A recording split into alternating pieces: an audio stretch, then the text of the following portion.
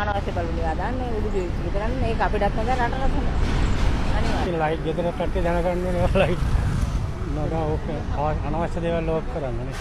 ලෝක් කරන්නේ හොඳයි රට ගැන ආදරයක් තියෙන නිසා තමයි දැන් රටට. ආදරයක් තියෙන ගැන. විදුලිය ගැන එහෙම. තමන්ගේ ලයිට් බිලටත් හොඳයිනේ. බල්බ් එකක් අඩු කරගෙන ඉතින් පාලනය කරගන්න ඕනේ ඉතින් නේද කරන්ට් බිල. අපි අනවශ්‍ය විදිහට කොච්චර විදුලිය නාස්ති කරනවද ගෙවල් වල? නේ? ගොඩක් නාස්ති කරනවා විදුලිය. ඒ නාස්ති නැති කරා නම් මීටර ඉතුරු වෙනවා හැමදේම. ගෙදරකුණත් අර බිස්නස් වනේ.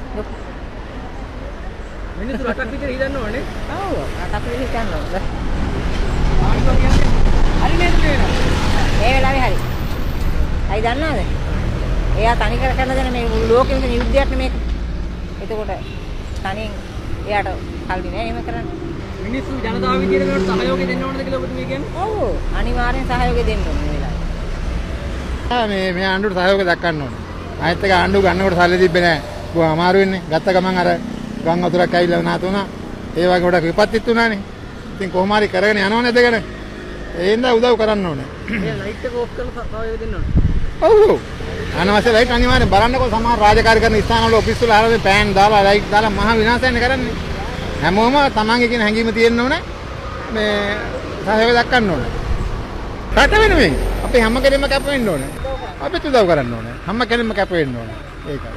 අපි සහයෝගය දක්වන්න හැම කෙනෙක්ම දැන් මේ තෙල් කේස් එකත් කොච්චර කන්ට්‍රෝල් කරාද කියන්නකෝ. වෙනදා තෙල් නැතුව මිනිස්සු ගිනි ගණන් වල තෙල් විකුණනවා නම් මරාගෙන කන්න හදනවා. පෙට්‍රල් එහෙම ගිනි ගණන් වල විකුණනවානේ. දැන් මේ සැරේ එහෙම නැහැනේ. කොහොම හරි කොන්ට්‍රෝල් කරගත්තා.